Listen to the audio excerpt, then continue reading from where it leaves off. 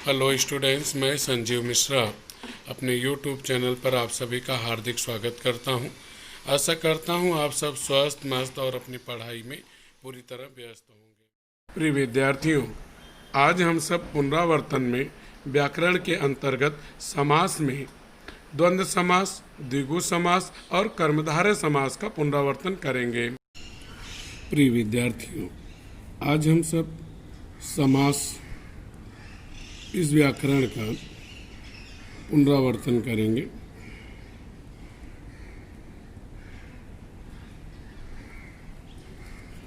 सबसे पहले जान लेते हैं कि समास कितने मार्क का आता है। यह 1 मार्क के लिए आता है। अब एक एक समास को समझ लेते हैं। समास की परिभाषा पे जाने की कोई इतनी आवश्यकता नहीं है। जब तक आप समास पहचानना नहीं सीखेंगे तब तक आप समास का विग्रह नहीं कर पाएंगे। तो पहला है आपका द्वंद्व समास।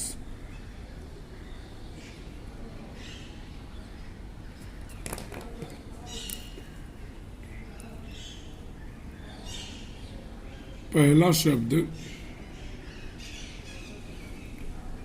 दूसरे शब्द का विरोधी।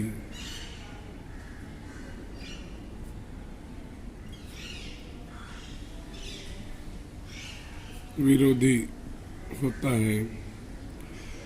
कहने का मतलब कि आप इतना तो जानते ही हैं कि समास में 2 शब्द होते हैं।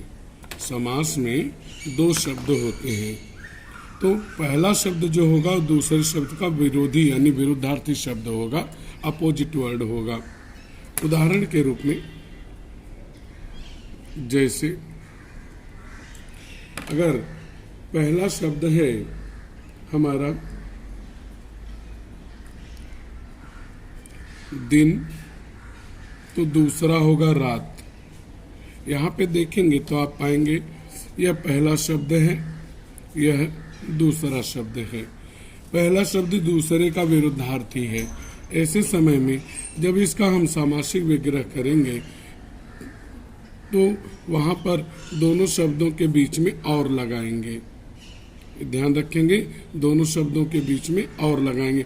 तो सबसे पहले आपने पहचान लिया कि जो है आपका कौन सा समास हुआ, द्वंद्व समास हुआ। इसी तरह से दूसरा उदाहरण भी आप देख सकते हैं द्वंद्व समास का।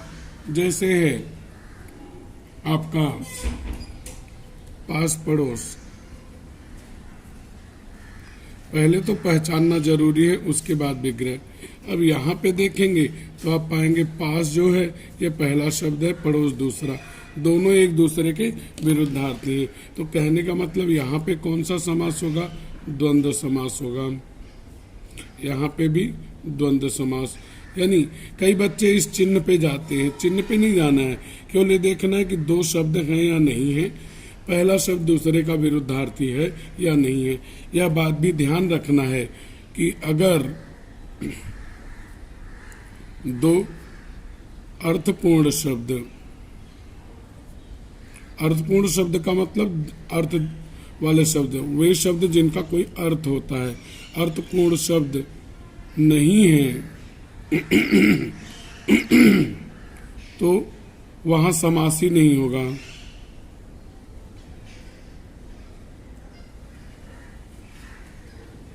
यह बात अपने जेहन में रखेंगे कि जरूरी क्या है कि वहां पे 2 अर्थपूर्ण शब्द होने चाहिए। समास के लिए कितने शब्द होने चाहिए, 2, और दोनों को अर्थपूर्ण शब्द होना चाहिए। अगर दोनों शब्द अर्थपूर्ण नहीं है तो वहां समास नहीं होगा। यह बात ध्यान रखिए। यहाँ पे दिन और रात, पास पड़ोस दोनों अर्थपूर्ण हैं। अब विग्रह का नियम क्या है इसका? विग्रह का नियम, अगर द्वंद्व समास हमने पहचान लिया कि पहले का विरुद्धार्थी दूसरा शब्द है तो द्वंद्व समास हुआ। विग्रह करते समय क्या करेंगे, दोनों शब्दों के बीच में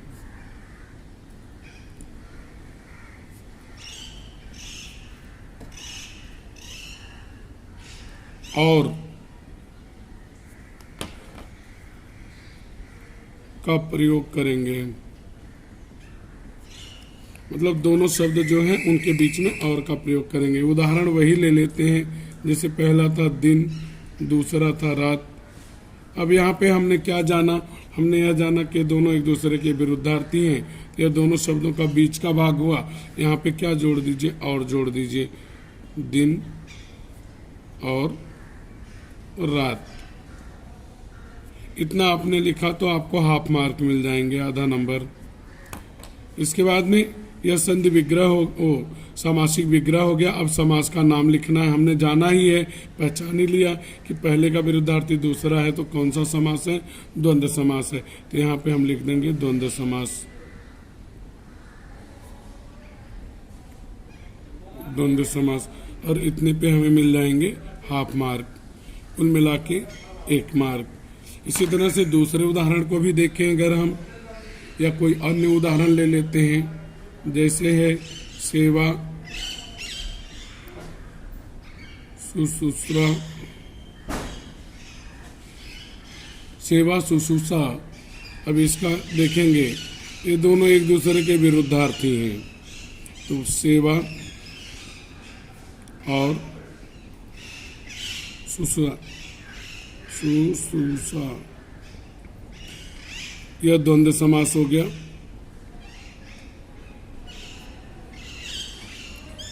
पूरा लिखने पे आपको 1 मार्क है, इस पे हाफ मार्क, इसके हाफ मार्क। इसके अलावा और के अलावा बहुत सारे शब्दों का प्रयोग होता है, लेकिन उन शब्दों का प्रयोग करने की जरूरत नहीं है, जैसे तथा, एवं, अथवा, व, या, इनका भी प्रयोग होता है, लेकिन आपको इनका प्रयोग नहीं करना। आपको किसका प्रयोग करना है, केवल और का प्रयोग करना है। चलिए दूसरे उदाहरण में चलते हैं। दूसरा है हमारा समास के प्रकार में द्विगु समास। द्विगु समास की बात करें, इसको भी पहचानना बड़ा आसान है। आप जानते ही हैं कि समास में कितने शब्द होंगे, 2 अर्थपूर्ण शब्द होंगे। तो वही चीज, अगर पहला शब्द संख्या, जिसे आप गिनती कहते हैं, 1 2 3 4 5 6 1000 2000 गिनती हो, तो अगर पहला शब्द आपका गिनती या संख्या है, गिनती या संख्या, तो वहाँ द्विगु समास बहुत आराम से पहचान सकते हैं आप। जैसे है, उदाहरण के रूप में देखें, जैसे दोपहर। तो पहले तो यह हमें जांच लेना है समास है कि नहीं। 2 शब्द हैं जिनके अर्थ होते हैं तो समास है। पहला है दो और दूसरा है पहर, दोनों अर्थपूर्ण शब्द हैं तो समास है। अब तो यहाँ पे हमने पहचान लिया ये द्विगु है। क्यों द्विगु क्यों है? क्योंकि यह पहला जो शब्द है क्या है? यह संख्या है। द्वंद्व में क्या था? द्वंद्व में पहला दूसरे का विरुद्धार्थी था। इसमें दूसरे शब्द पे ध्यान ही नहीं देना है। अगर पहला शब्द हमारा गिनती है, संख्या है, तो वहाँ कौन सा समास हो जाएगा? द्विगु समास हो जाएगा। यह द्विगु समास हो गया हमारा। क्लियर होना चाहिए आपको कि अगर पहला गिनती या संख्या है तो द्विगु समास है। अब हम विग्रह का नियम देख लेते हैं। विग्रह का नियम बहुत ही आसान है।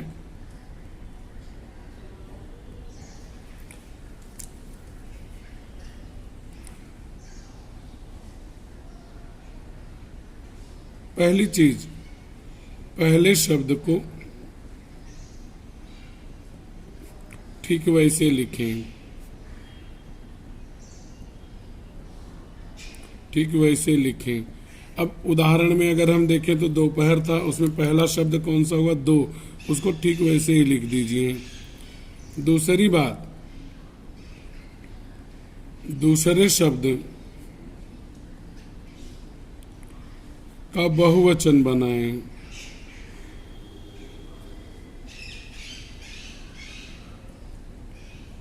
बहुवचन में ज्यादातर ओ की मात्रा जोड़ते हैं। ओ यहाँ पे देखेंगे तो दूसरा शब्द क्या था? पहर, तो हो जाएगा पहरों। ओ की मात्रा हमने जोड़ दी।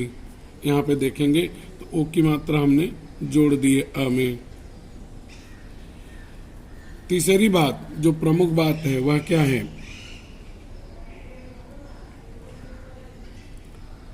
दोनों शब्दों के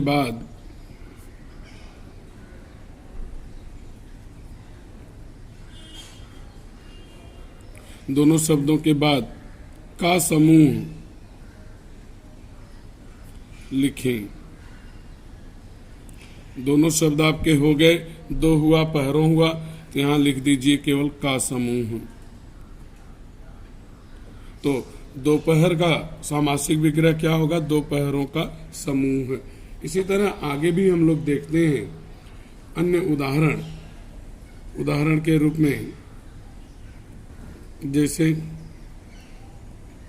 त्रिदेव।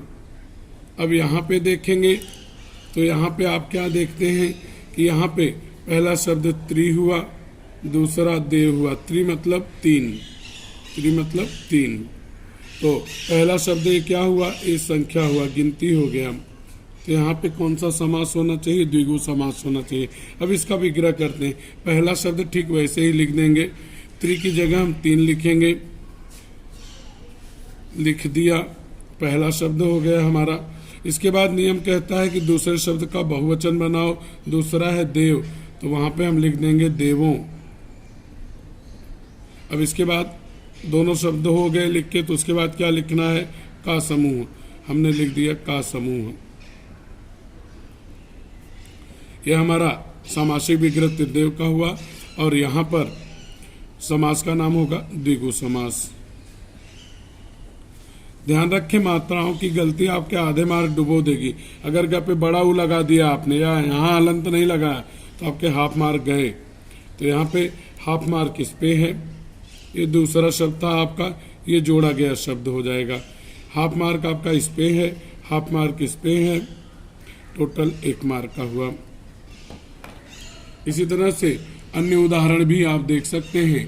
बहुत सारे उदाहरण द्विगु समास के भरे पड़े हुए हैं। जैसे दूसरा उदाहरण आप देख सकते हैं, वह आपका हो गया दशानन। अब यहाँ पे देखेंगे तो 10, यह 10 संख्या हो गई। यहाँ पे दूसरा शब्द क्या होगा?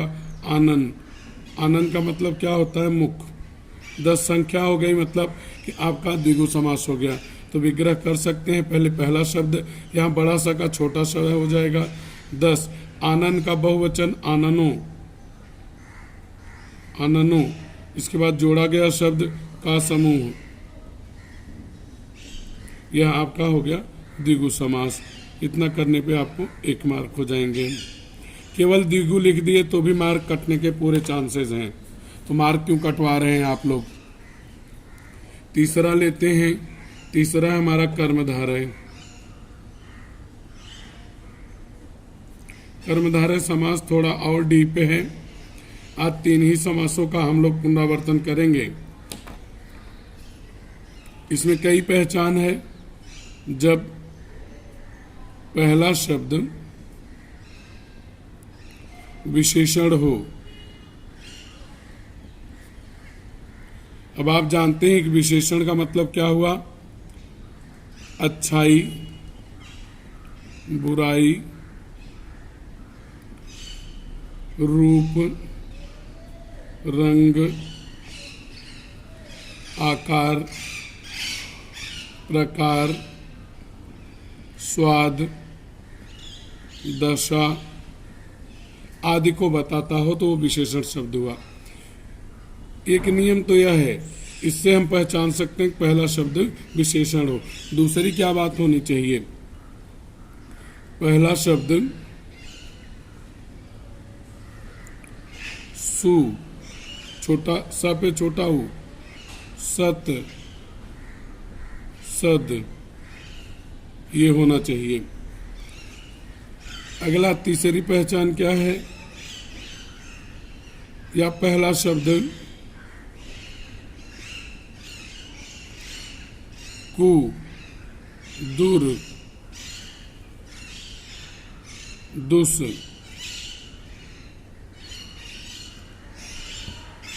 ये हो। यह चौथी पहचान। पहला शब्द महा या परम हो, तब वहाँ पर हम क्या बोलेंगे, कर्मधारय समास है।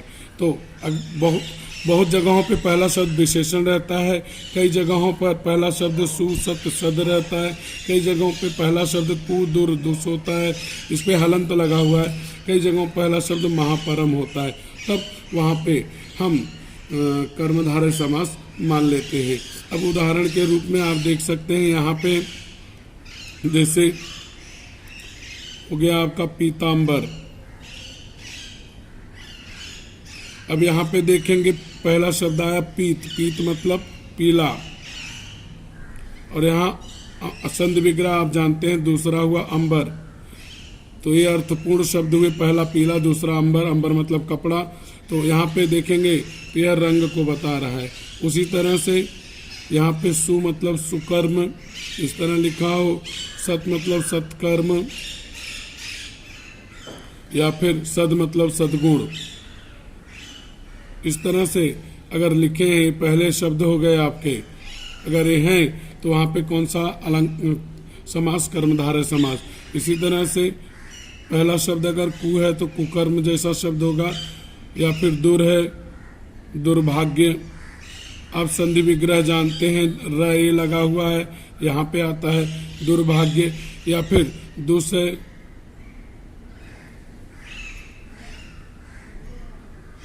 दुस है तो दुष्कर्म, यह सभी माना जाता है। सॉरी,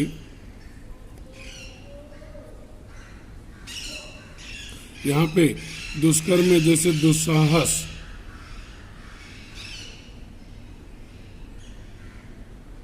यह वाला सा नहीं आएगा, यह भी आएगा, तीनों से आएंगे।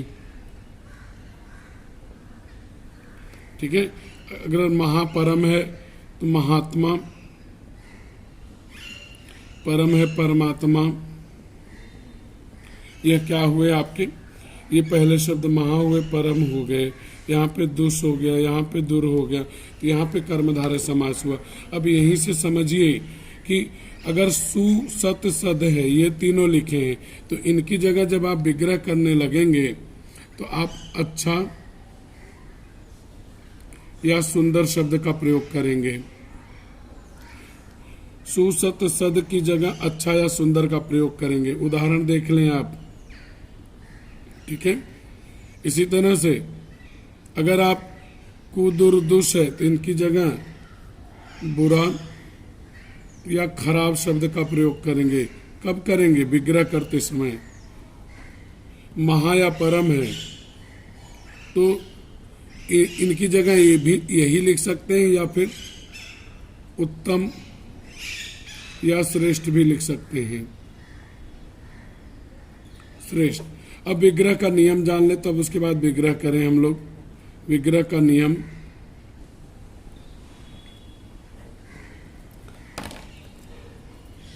पहली चीज, विग्रह करते समय पहला शब्द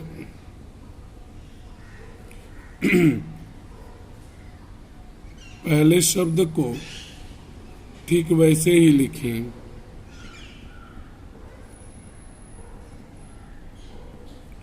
अब जैसे यहाँ पे देखेंगे तो पहला शब्द, इससे समझिए पीतांबर था तो पीत था, पीत मतलब पीला, तो यहाँ पे हम वैसे ही लिख दिए पीला। फिर पहले शब्द के बाद ऐसा, ऐसी, ऐसे, या फिर इनकी जगह पे जैसा, जैसी, जैसे,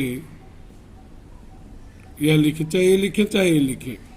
ज्यादातर मैक्सिमम इसी का प्रयोग होता है।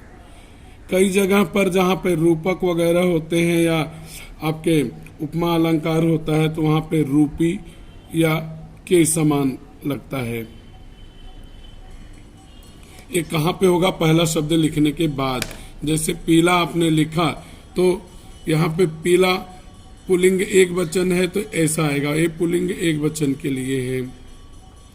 ये स्त्रीलिंग एक वचन बहुवचन दोनों के लिए है।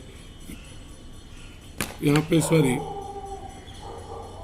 ऐसे होगा, और यह पुल्लिंग बहुवचन के लिए है। और यह पुल्लिंग एक वचन बहुवचन क्या हुआ, पहला शब्द ही हो गया आपका। तो पहला शब्द जो है, और कभी कभी दूसरा शब्द भी, तो यहाँ पे पीला एक वचन हुआ और अंबर भी एक वचन है। तो यहाँ पे हमारा हो जाएगा पीला के बाद यहाँ पे हम लिखेंगे ऐसा, यह लिख दिया पीला के बाद। तीसरा नियम गले में थोड़ी प्रॉब्लम है, कम बोलूंगा, ज्यादा समझें आप। फिर दूसरे शब्द को ठीक वैसे लिखें।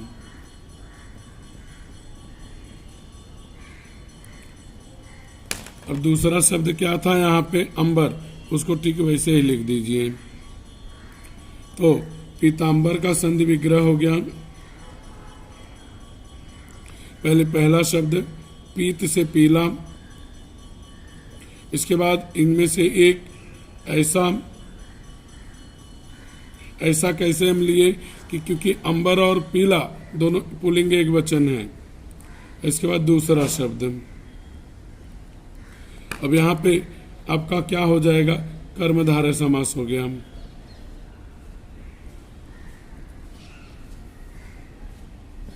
यह हुआ आपका कर्मधारय समास। अब इसी में अन्य उदाहरण भी हम लोग देख लेते हैं।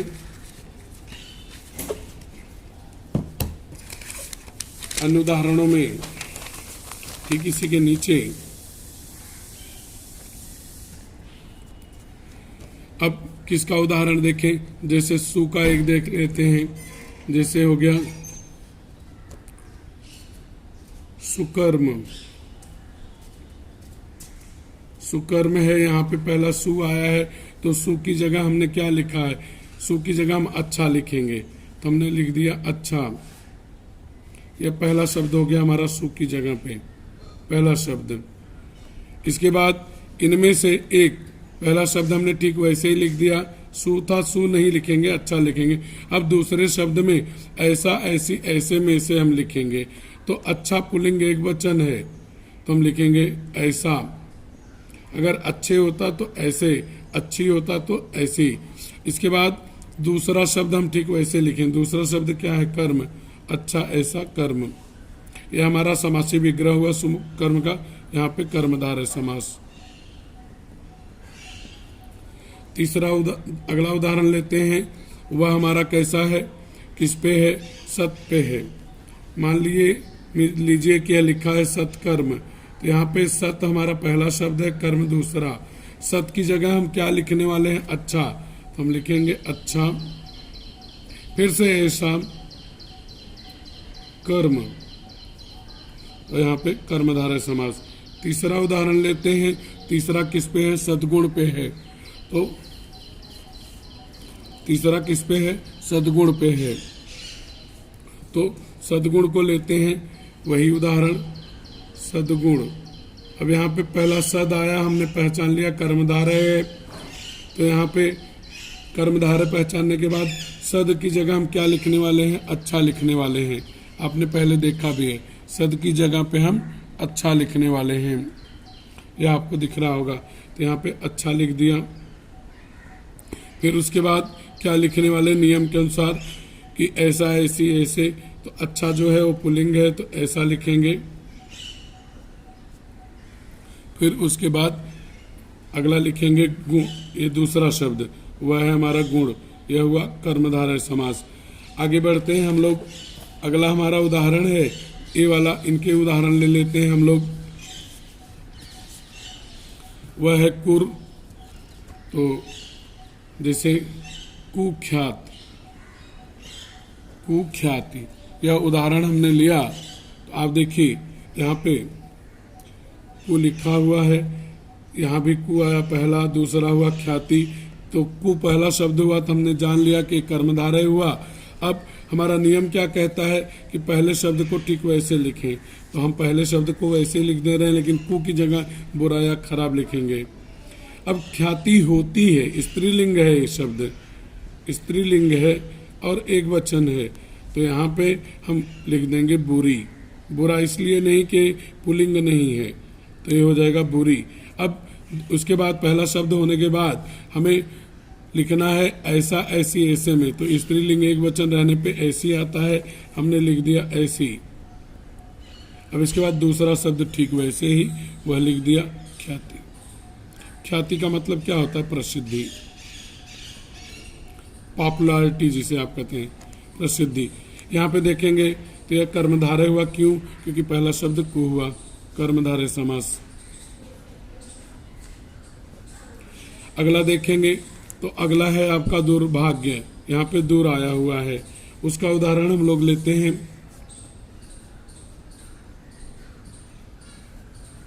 दुर्भाग्य, तो यहाँ पे संधि विग्रह आप जानते हैं कि ये दो भाग होते हैं, दूर और भाग्य के। पहला दूर हमें मिल गया है, तो दूर की जगह हम क्या लिखने वाले हैं? बुरा या खराब, तो वही हम लिखेंगे। तो यहाँ पे दूर की जगह हम लिखेंगे बुरा, क्योंकि भाग्य होता है पुल्लिंग हुआ, तो ऐसा आएगा। ऐसा क्यों आएगा? क्योंकि ये पुल्लिंग एक वचन है। इसके बाद दूसरा शब्द वह हो जाएगा भाग्य, यहाँ पे कर्मधारय समास। छठा उदाहरण लेंगे। छठा किससे संबंधित है आपका? छठा आपका है वह है दूर से संबंधित, या दुष से संबंधित, जैसे दुष्कर्म ले लीजिए, दुष्कर्म। तो दुष् यहाँ पे मिला हमें, दुष् की जगह पे हमें क्या लिखना है? बुरा। तो यहाँ पे विग्रह क्या होगा? बुरा, ऐसा, कर्म। यह भी कर्मधारय समास हुआ। आगे जाएंगे तो आपका हुआ अगला है महा और परम। महा और परम की जगह उत्तम।